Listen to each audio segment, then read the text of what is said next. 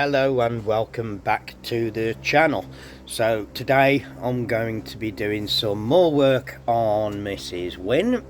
I think I've got a good day of dry weather, I think, and I'm going to now replace the suspension Hydragas units, the displacers on the passenger side, the ones that have gone rock hard. So let's go out and have a look. So if you look back on one of the older videos that we did on Mrs. Winn, when I was rebuilding all the suspension mounting point that had rotted away, I'd ordered a full set of units. However, strangely enough, the units on this side have actually gone rock hard. There is literally no movement in them at all. So these need to come off and be replaced, which I now have. And obviously you will see the video I did on Agatha, so there's just hardly any bounce in them at all. And if I can nip around to the other side, I think I have documented this once before. This is the driver's side. We have nice movement there. So compared to the Allegro Agatha, these are obviously set at a different pressure, because even on the Mighty White there is movement there, but they are a lot stiffer, obviously because it's a heavier car. So yeah, if you are giving them a little bit of bounce, they're not going to bounce too much, whereas compared to the Allegro, these you can really get especially at the front, you can really get a good amount of bounce going on and movement, because the car is much lighter. So obviously the rear displacer I'm not going to film too much, simply because if you want to see how it's done, just go and have a look at the one I did on Agatha when I replaced that, and it's exactly the same setup on the rears. You know, you've got the cross tube, the shaft and all that. That's going to be the same, so I'm not going to do too much filming on that. However, the front is different. I've not done an Allegro front unit, but I have done plenty on the Princess, and obviously the Ambassador. So yes, I'll document more on the front.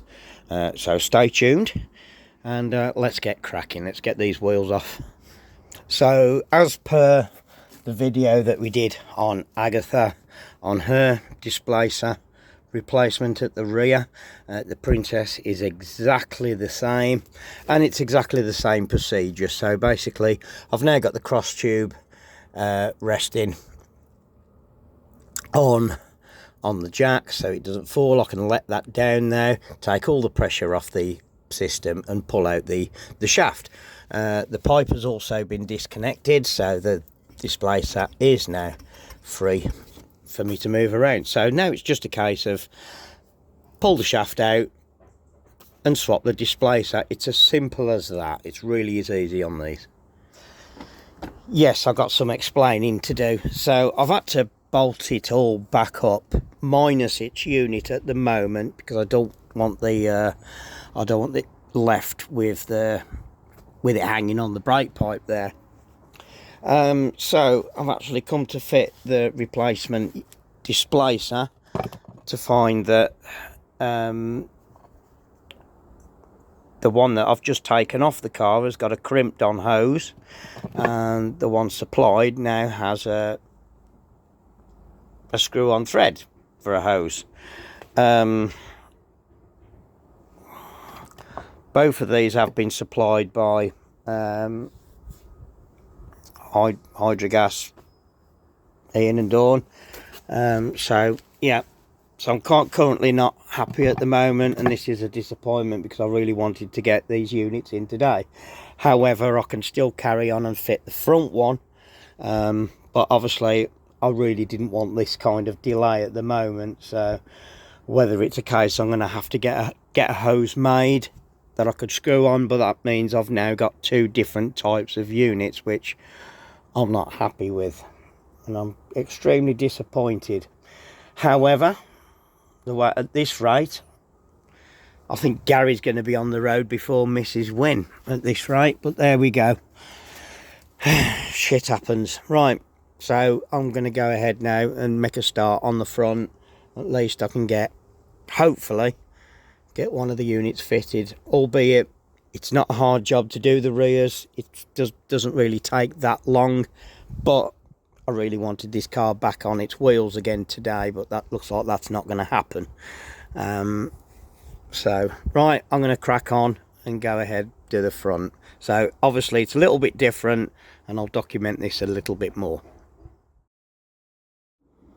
So moving on to the front, yes, I'm obviously yet to jack her up on this side, but down in the depths there is a big nut, which is a captive nut, which is a captivated bolt from the inside of the car. So I can just go ahead and undo this, but then I need to push it through into the car to release the top suspension ball jointy wishboney thing. So first things first, I will slacken that off now, just so I can actually get things moving, get the car jacked up and get the wheel off. So that's the wheel off, and the nut loosened off nicely. That's free to move now, so go ahead and remove the pivot later on. And I've already cracked off the fitting there to the unit, so I'm just leaving everything in situ at the moment. Next thing I have to do is undo the buffer stops. That comes off as one whole unit, and that can be dragged off to the side.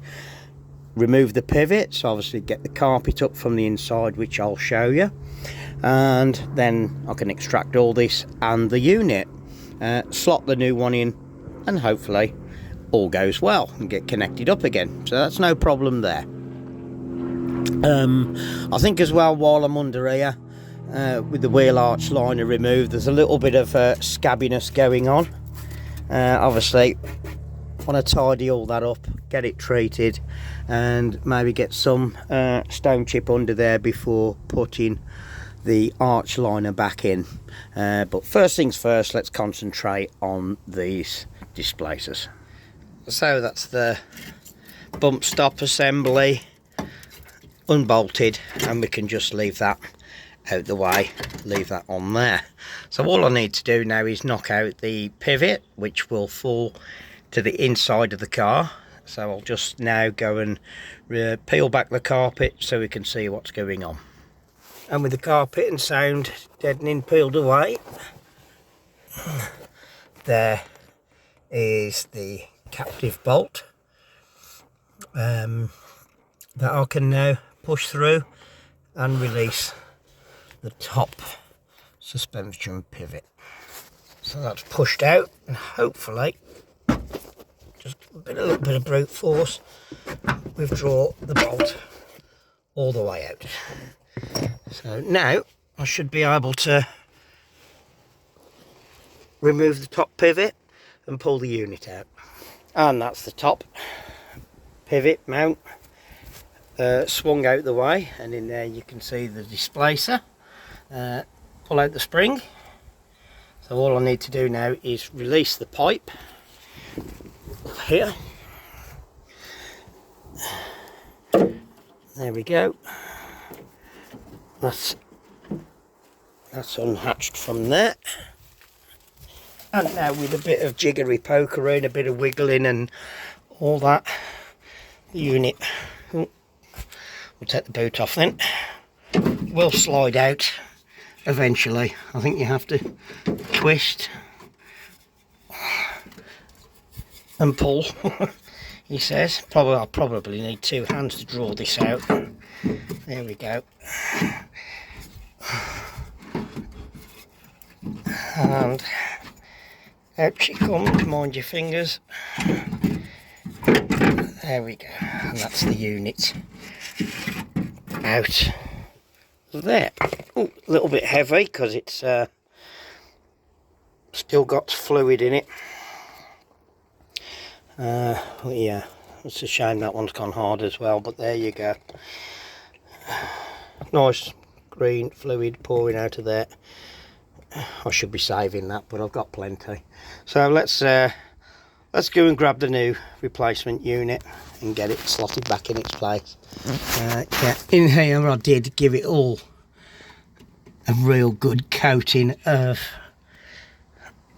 the usual motorcycle chain lube, because obviously you can't get in there, and once rust does get in there, it's kind of game over for the car really. So it has had a good squirt of rust preventative stuff inside there, and obviously all around here is the shiny bit is actually some more greasy stuff. So it's kept things nice, but there is a lot of flakiness going on, which I want to sort that out before I put the wheel arch liner in. But let's get this put back together first. And as easy as that, that's the replacement unit slotted in place, and the pipe there loosely reconnected. So all I need to do now is put the spring back in place in there like so, and swivel the top mount around again and get it put into position. So I am going to need two hands because I need to line everything up. So first things first, get the push rod in place in the spring there. So I need to get that in, and then once that's in, I can then lock this slot inside the aperture where it should be. And with the miracle of time, there we go, that's all in place just like that. So now all it is just a case of put the bolt back through from the inside and hopefully pokies out through the other side, and then tighten that up. And then what I'll do is I'll set the preload, which is the measurement from the center here to top of the wheel arch there, and tighten everything up, and that's it, job done really. So yeah, let's go ahead, put the bolt in first. So now it's just a case of lining up the pivot hole there. Sometimes you can do it just with the bolt by wiggling it around, but that is a little bit too out of line. So as I'm on my own, I am going to have to go off camera and do this, but it's just be a case of levering it over with a screwdriver and trial and error, and then hopefully we can get things lined up then for it to come through into the engine bay. So bear with me. So that's the bolt mostly in, so now I've just got to line things up in the engine bay just to make sure we can get it fully home. And there we go, that's all the way through to the other side, but I had to admit defeat and call out my beautiful assistant. Beautiful assistant, say hello. Hello. Thank you very much. So that's it, we can now just bolt this all up. So before I tighten up that pivot bolt or the nut, first I need to set the preload. So according to the manual there is no set measurement, it just says to get the upper suspension arm horizontal, which I'm guessing means in the middle somewhere, but what I'll do is I'll take a reference measurement from there to there, and I'm guessing it will be round about the specified ride height of around 14.5 inches.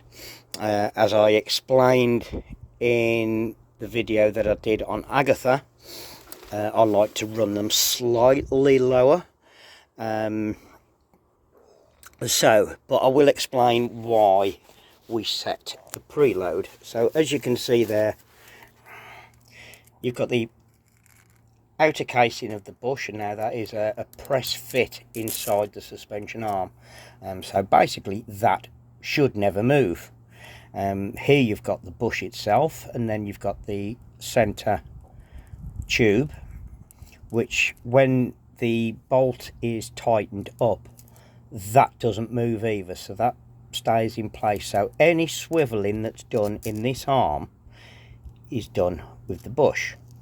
So basically when you set the preload, the ride height, the measured ride height from there to there will be around about the 14 inches,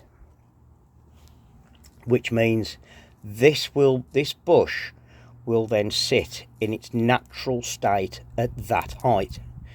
So if I was to just bolt it up as it is, and then obviously when I let it down off the jack, this outer part will swivel and this won't.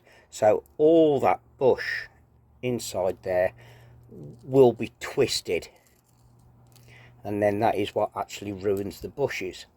So as long as everything's kept central and natural, so in its normal ride height, that bush will be in that position. So let's make a start. I will jack this up to the specified ride height, and obviously that should be horizontal, but as you can see it's an odd shape, and actually getting it horizontal is going to be a pain in the backside. And so let's make a start. So it's now jacked up to what looks like is more or less in the middle, and if I get my measuring tape, this is going to be fun with one hand. Here we go. So I'm going to place that on there. Really I could do with a magnetic one, and we'll come down here and have a look at that measurement there, and it is around about the 14.5 mark. So as I say, I like to run them a little bit lower, so I'm just going to jack that up a tad more, and we'll have a look at what the measurement is then. So that is smack on the 14 inches where I kind of like it. I like to run them just a tad lower. So now, as there's no tension or anything on that bush, as explained on here, there's no tension on that. Now that has just pivoted. I can now tighten the center pivot bolt up, and then this inner collar will be pinched in between where it bolts through. So that will now be pinched and locked, and this outer part now obviously will swivel slightly up to the bump stops, but you can see with the amount of gap between the bump stops how much that will actually travel. So it's just something to bear in mind when it says, you know, set the preload. Do set the preload and don't ignore it. I suppose the other way you could do it is actually leave that bolt sort of loose so it's allowed to swivel. Set your ride height, you know, with it all on the floor, wheels on and all that. Set your ride height and then go and tighten it up. But really you need access to it, especially at the rear. You need to get underneath it, so it's best to just set it while everything's off, and then that way you know it's already done. But that is why we set the preload, and that's how we do set it. So everything's tightened up now and the preload is set, and as you can see the jack is now moved away. So if we look at the suspension arm, you can see it's sitting slightly lower, but it's not on its bump stops. So I can still get my finger in there, which is good. So that's the preload acting as it should. So now that bush will be under a slight twisting effect, basically like wringing out a dishcloth. It's in that state. So as explained, once all the wheels are on the car and then the suspension's pumped up, and we then set the ride height to the 14 inches, that bush will be in that, you know, relaxed state and not twisted in any way. So that will be the normal ride height of the car, and that is why we set the preload. So getting back onto these rear units, obviously this is the unit that I have just taken off. Now, for some strange reason, and we don't know why, maybe long before I bought the car, the units may have been swapped over for ambassador units, and obviously with it being a princess, I asked for princess units, obviously because, you know, these have gone a little bit too hard. So after the conversation I've just had with the Hydragas specialists, I'm okay to go and fit this unit, as it basically is the same, and the only difference is that the princess ones have a removable flexi and the ambassadors don't. They have a pre-crimped on hose. So yes, I will be running princess on the passenger side and ambassador on the driver's side, but as for the overall performance of the suspension, there's not going to be hardly any noticeable difference.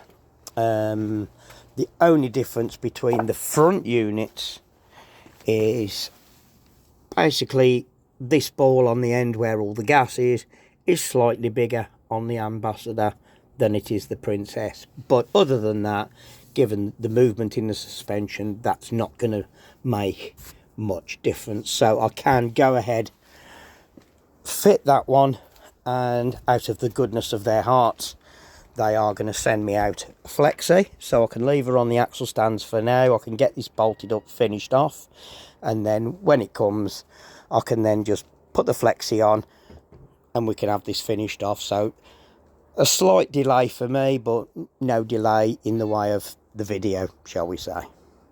So I'm going to put this on now and probably wrap things up for today, and then we will take this back up with the miracle of time.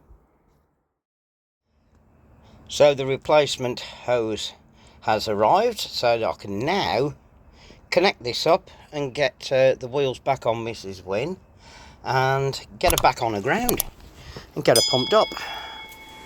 So that's the hose connected up on the rear finally. We've had a lot of delays, but there we get there eventually. So that's the hose on. I can basically now pump everything back up. You'll notice there that underneath that wheel arch now is grey and a little bit of black here and there. I thought, while I've got the wheels off, I'll give everything a little bit of a scrape and give there another coat of the stone chip, just to bang a bit more on basically, and I'll get some more black paint on there later on. Over to the front, you'll see I've already done the same, give it the same treatment, cleaned it all up and put some black paint on there, nice and glossy, so it doesn't stick. I'm not going to put the wheel arch liner in just yet, because I am going to need to remove the front bumper, and I don't really want to be pulling it all back out again. I need to fit it again, so I'm going to leave it out for the time being, and because I'll need to pull the front bumper off because I want to do some repairs under here. As you can see, it's looking a bit scabby. We'll get these headlight surrounds off and we'll do around there as well. So front bumper off, and yeah, some bad repairs been done there, I think. So yeah, we'll tend to that in the next video. So I'm going to put my wheels on, lower her down to the ground, and we'll get her pumped back up. And there she is, back on her wheels, looking rather slammed. So without further ado, let's get her pumped up and obviously check for any leaks. And there we are, all pumped up. Right, let's get the old girl out and out onto the level over there, and let's just take some measurements and make sure she's sitting correctly. So now that she's been moved and Took for a little drive just round the grove and back. Obviously she's settled down now, so all I need to do is remeasure and pump up both sides. I did let the driver's side down, but it looks to be sitting a little bit too low.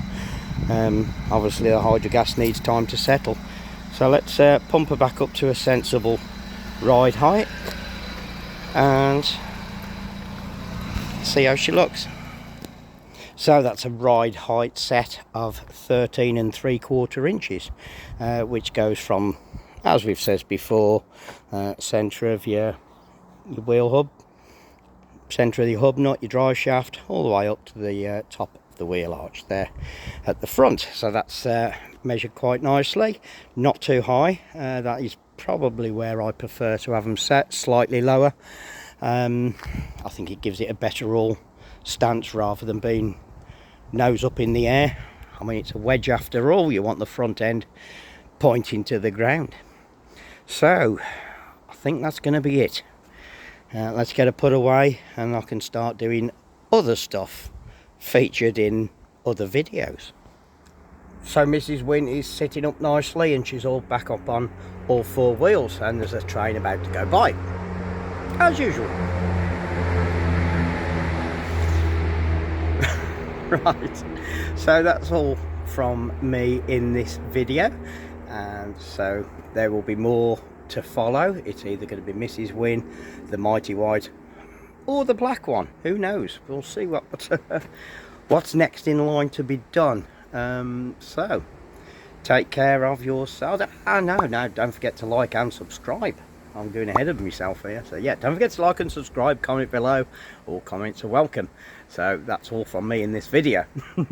Right, take care of yourselves and each other. See you later.